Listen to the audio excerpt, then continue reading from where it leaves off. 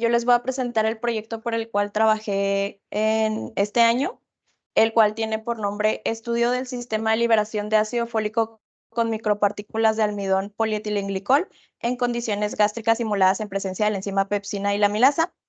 Mis asesores fueron el doctor Cristian Chapa González, la doctora Karen Sofía Valenzuela Villela y la doctora Perla García Casillas.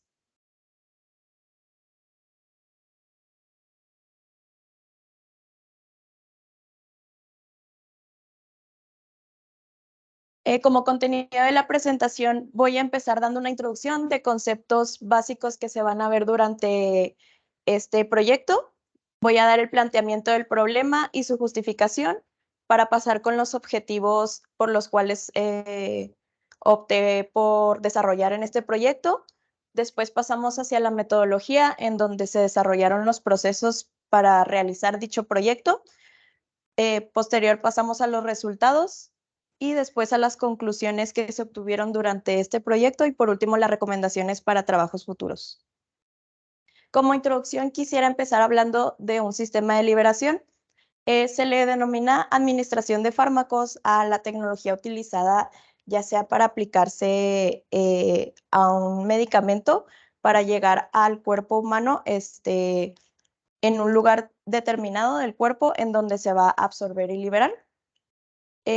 En cuanto se determina un momento y una velocidad sobre cómo desarrollar este sistema, se mejora lo que es la eficacia y la seguridad. Aquí podemos ver un ejemplo de una tabla en donde se tienen dos sistemas de liberación, el de liberación inmediata, que es el que comúnmente conocemos, y lo que tenemos la liberación controlada prolongada. La diferencia entre estos dos es que la liberación inmediata, por lo mismo que actúa muy rápido, tiende a llegar a tener una concentración tóxica, en donde ya después de tener esa concentración tóxica, lo que hace es bajar este nivel de terapia, de la eficacia de la terapia, y pues tiende a una caída muy rápida. En cuanto a la liberación controlada, lo que tenemos es un fármaco en donde cuando se administra al cuerpo humano, tiende a prolongar el tiempo del efecto terapéutico. Esta es la ventana del efecto terapéutico sin llegar a ser tóxico.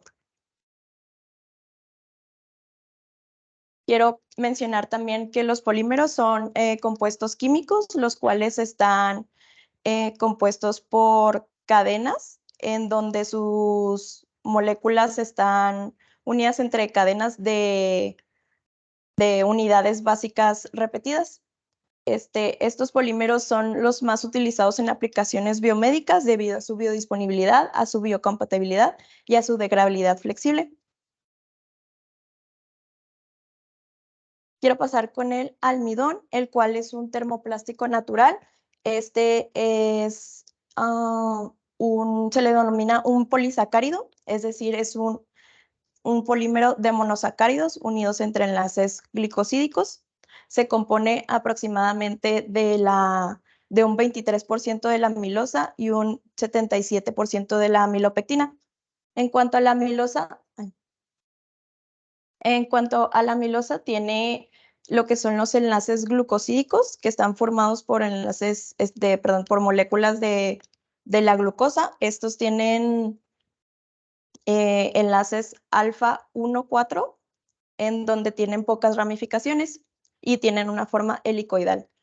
En cuanto a la mielopectina, también tiene enlaces alfa 1,4, pero los cuales estos tienen ramificaciones ya sea cada 12 o cada 30 monómeros y suelen ser pues moléculas mucho más complejas y más grandes. Ahora quiero pasar por el polietilenglicol. Este es un polímero el cual es altamente utilizado en lo que es las aplicaciones biomédicas, en la cosmética, en la bioimpresión 3D, entre otros, em, entre otras cosas en las que es utilizado. Este es un compuesto el cual está hecho a base del óxido del etileno, en donde tiene características como lo que es la degradación, la gran flexibilidad, lo cual lo hace un potente polímero para su uso. Después pasamos al ácido fólico. Este es una vitamina hidrosoluble creada sintéticamente para las necesidades diarias del cuerpo humano. Nosotros no lo podemos crear.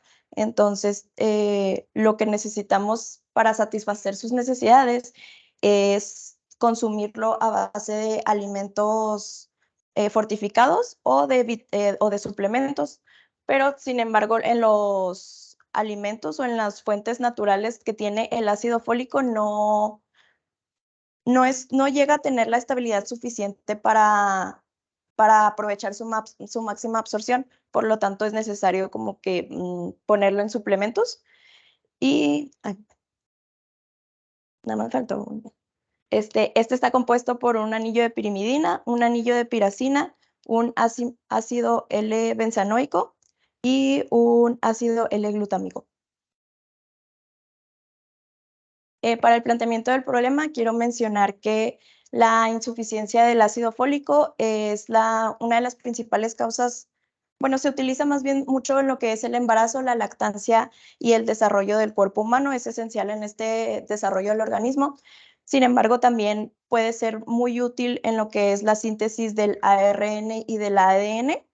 Entonces, su insuficiencia puede cargar lo que son los defectos del tubo neural, como es la espina bífida, también la anencefalia, que es cuando te faltan partes del encéfalo o del cráneo, la encefalocele, que es un bulto o pues como un bulto detrás del encéfalo, que esta es la razón más común, es la principal causa de la insuficiencia del ácido fólico. También tenemos otras deformaciones congénitas, como lo es el paladar hendido o el labio leporino. Y por último, también puede llegar a causar anemias megaloblásticas. El objetivo de mi proyecto es estudiar la estabilidad del sistema de ácido fólico de almidón PEC en condiciones gástricas simuladas en presencia de la pepsina y la amilasa para eficientizar la liberación del ácido fólico, en donde los objetivos específicos es sintetizar las micropartículas del ácido fólico recubiertas con almidón y PEC, estudiar la degradación del sistema de ácido fólico con almidón y PEC y analizar la influencia de la enzima pepsina y amilasa en el sistema de liberación de estas micropartículas. Como justificación, quiero mencionar que el ácido fólico por sí solo tiende a degradarse muy rápido a bajos niveles de pH. Por lo tanto, al momento de nosotros ingerirlo, no tendemos a optimizar la absorción que puede llegar a tener el ácido fólico. Por lo tanto, es necesario un recubrimiento. Sin embargo, pues un recubrimiento pues igual no optimiza a su mayor absorción. Por lo tanto, se buscó el recubrimiento de 2 polímeros. Y como justificación tenemos que, como ya lo mencioné, los defectos del tubo neural son los segundos más frecuentes detrás de las cardiopatías congénitas entre los trastornos de etiología multifactorial. Y en los países en los que la tasa de mortalidad infantil es inferior a 20 por 1000, las anomalías congénitas son el principal factor de muerte infantil. Y pues el ácido fólico ayuda a evitar estas anomalías incluso antes del nacimiento. Después pasamos a la metodología. Se empezó por un recubrimiento de ácido fólico con almidón, en donde se empezó a pesar 1 gramo de almidón en una balanza. Posterior se pesó 0.2 gramos de ácido fólico. Para después en una probeta se agregaron 50 mililitros de acetona. Esta acetona se pasó a un vaso de precipitado en donde se agregaron el ácido fólico y después el almidón. Posterior, se agregó una barra magnética y no, perdón, se midió el pH de esta, de este compuesto para después, con ayuda del ácido clorhídrico al 5%, se agregaron gotas para bajar el pH hasta 2.5. Posterior, ahora sí se agregó una barra de agitación magnética y se colocó en la placa de agitación magnética para agregarle también, faltó ahí que se le agregó una bureta con 100 mililitros de agua destilada. Esto es para que cayera de gota a gota y por 20 minutos. Después obtenido este compuesto, se pasaron a tubos Falcon, los cuales se centrifugaron por 10 minutos a 3000 revoluciones por minuto y posterior a ello se pasó haciendo 3 lavados de 5 minutos cada uno, igual a 3000 revoluciones por minuto. Después tenemos que este compuesto se pasó a un crisol para meterlo en el horno de secado a 30 grados centígrados por 24 horas. Y ya pasadas las 24 horas, este es el compuesto que resulta. Y por último, con ayuda de un mortero lo pulverizamos y lo reservamos.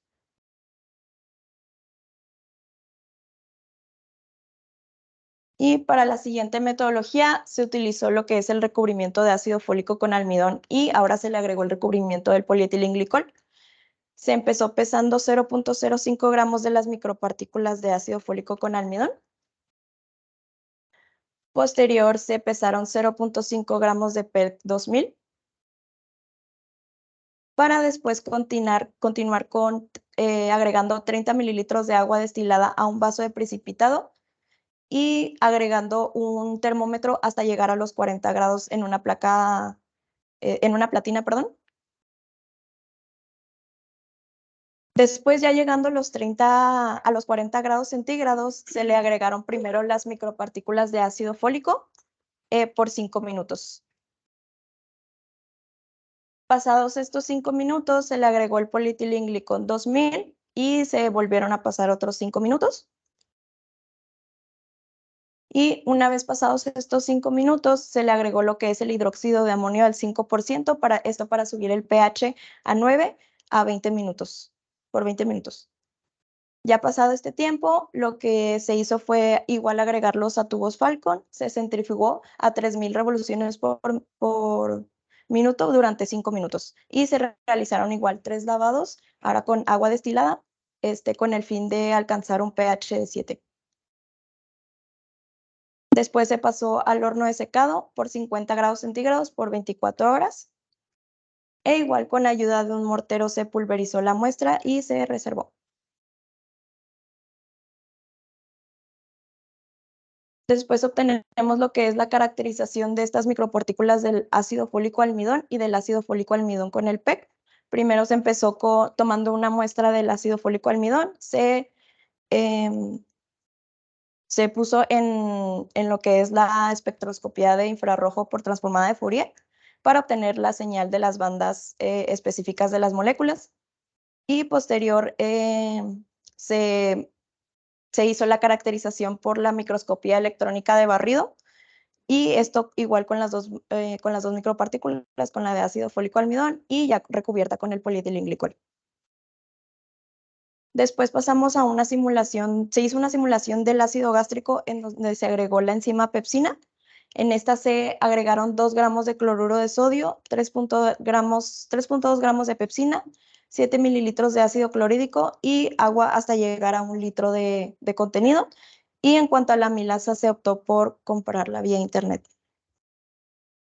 En la metodología pasando a la degradación, en estos tubos Eppendorf se agregó a cada uno 1.5 mililitros de ácido gástrico simulado con la enzima pepsina a 3 y a los otros 3 se les agregó igual los 1.5 mililitros de amilasa.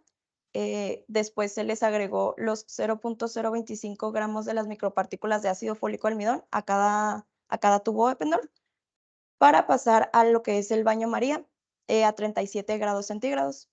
Después se defirieron ciertos tiempos, los cuales con el ácido gástrico simulado fueron 30, 60 y 180 minutos para cada tubo Eppendorf para después proceder a sacarlo. Y para la amilasa se optó por los tiempos de 5, 15 y 180 minutos. Ya una vez sacados los tubos Eppendorf, se colocaron cada uno en un crisol diferente e igual se metieron al horno de secado durante aproximadamente 5 horas, en donde ya después secos se pasó a lo que es la caracterización de las micropartículas en su degradación en ácido gástrico simulado con pepsina y amilasa. Igual se utilizó la técnica de lo que es la espectroscopía FTIR y la microscopía electrónica de barrido. Ahora sí pasamos con los resultados. Para la caracterización del ácido fólico almidón por la espectroscopía, se obtuvieron lo que son las bandas que representan los grupos funcionales de cada molécula, en donde podemos observar que en los enlaces de oxígeno con hidrógeno y de nitrógeno con hidrógeno forman lo que es el grupo carboxílico que representa el ácido fólico, en donde aquí se ve reflejado. Después tenemos el grupo carboxílico igual representando al ácido fólico en 1690 centímetros a la -1. Posterior pasamos con un enlace SH a 1460 centímetros a la -1, en donde representa este y el estiramiento del anillo anhidroglucosa a los grupos funcionales de lo que son el almidón. Esto lo que quiere decir es que como se presentan dichas bandas en esta espectroscopía, podemos determinar que esto fue un recubrimiento exitoso. Posterior pasamos a lo que es la microscopía electrónica de barrido, su caracterización, a los resultados. Y obtenemos estas imágenes en donde se obtiene, por ejemplo, esta fue de 3000 a la magnificación de 3000X, esta fue una magnificación de 1000X, esta fue una de, perdón, esta fue de 100X, esta de 500 y esta de 1000X.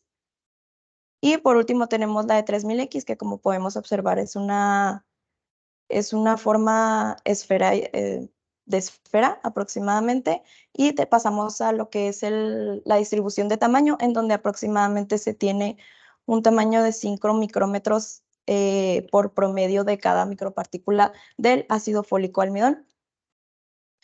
Posterior, pasamos con lo que es el recubrimiento con el PEC, primero con la espectroscopía de FTIR, en donde igual podemos determinar sigue apareciendo la banda representante del ácido fólico, y tenemos lo que es un estiramiento de los grupos metileno a 2050 centímetros a la -1. Esto representa lo que es el polietilenglicol, la banda del polietilenglicol.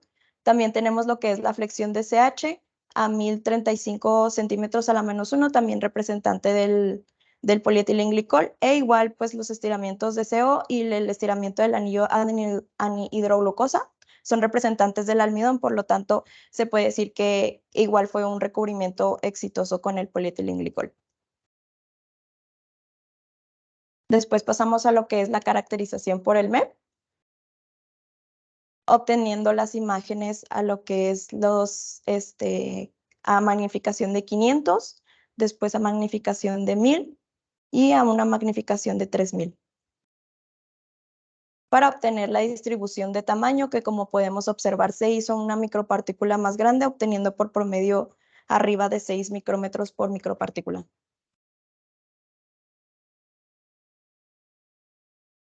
Tenemos después lo que son la caracterización de la degradación de las micropartículas por el ácido fólico almidón PEC. Estas empezando con la enzima amilasa. Tenemos aquí las bandas representantes en la amilasa pasados 5 minutos, después 15 minutos y por último 180 minutos. Podemos observar que la banda representante del ácido fólico, que es el estiramiento de OH, es más notoria pasados ya los 180 minutos. Esto debido a que, por lo mismo de la degradación, los polímeros ya están pues más gastados, por lo tanto es más representante la banda del ácido fólico, e igual obteniendo las mismas bandas características de las moléculas, como lo es el estiramiento de los grupos metileno, del polietilenglicol, la flexión de CH también del polietilenglicol, el estiramiento del CO y el estiramiento del anillo anhidroglucasa del almidón. Después pasamos a las mismas degradaciones, pero con la enzima pepsina. Estas se usaron a 30 minutos, a 60 minutos y a 180 minutos. E igual podemos observar el mismo estiramiento representante del ácido fólico, en donde es más notorio en la degradación a 180 minutos. también obtenemos igual las mismas bandas representantes de cada molécula. Y por último, se hizo una comparación en base a las degradaciones con 180 minutos con la pepsina y con la amilasa, obteniendo, si podemos observar que en la amilasa notamos que los grupos funcionales representantes del ácido fólico son más notorios en todas estas bandas. ¿Esto por qué? Debido a que la amilasa cataliza lo que es la hidrólisis de los enlaces glucosídicos de lo que es el almidón, por lo tanto tiende a degradarse pues más rápido. Después tenemos lo que es la caracterización de la degradación por MEP. Se obtiene igual las imágenes a magnificaciones de 500x, a 1000x y a 3000x, estos con sus distribuciones de tamaño. Pasamos igual con la degradación con el ácido fólico almidón PEC, ahora con la enzima pepsina. Estos igual a las mismas magnificaciones y sus tablas de distribución de tamaño creadas en el programa Origin.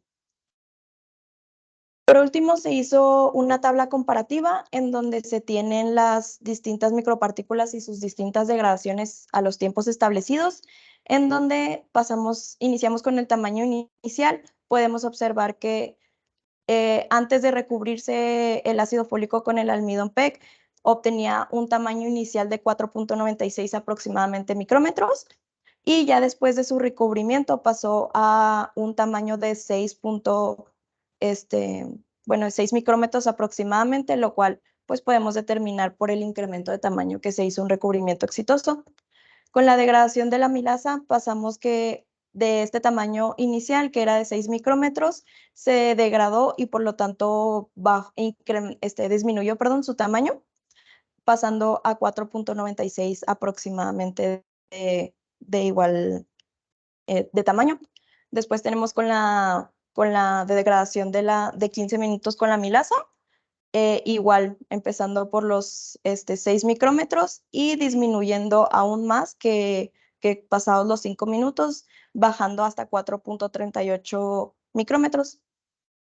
Posterior pasamos con los 180 minutos, en donde igual podemos observar una disminución de tamaño hasta casi la mitad, que llega a 3.38 micrómetros.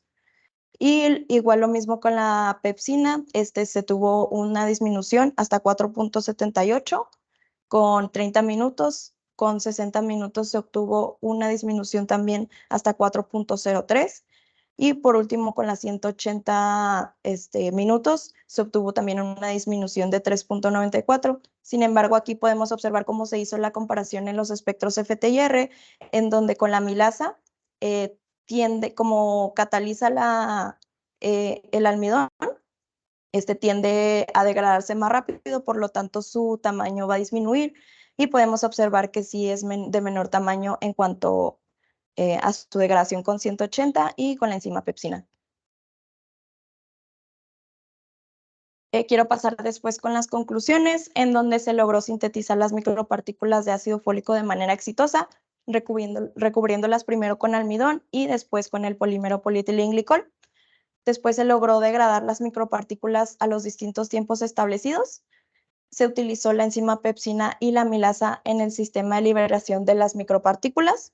Y podemos determinar que los resultados de esta investigación demuestran la importancia de lo que es la biodisponibilidad del ácido fólico recubierto y su impacto en la nanomedicina. Y esto puede tener implicaciones significativas para los materiales poliméricos y pueden distribuir a un mejor sistema de liberación prolongada gracias a estos materiales. Por último, quiero hacer las recomendaciones en donde se puede estudiar la estabilidad del sistema de liberación en presencia del ácido intestinal simulado, esto con el propósito de aumentar el rango de digestión para que sea un proceso más completo y se puedan obtener más resultados. También se pueden caracterizar las micropartículas por la difracción dinámica de luz, esto también caracterizar por las micropartículas con análisis termogravimétrico. Por último, las micropartículas caracterizarlas, por microscopía de fuerza atómica. En la bibliografía utilizada quiero destacar el trabajo de Fátima, en donde menciona que ella utilizó un sistema de ácido fólico. Lo que hicieron en su trabajo fue recubrirlos con quitosano, con nanopartículas de quitosano, y demostraron de igual manera que el ácido fólico tiende a una mayor absorción siendo recubierto.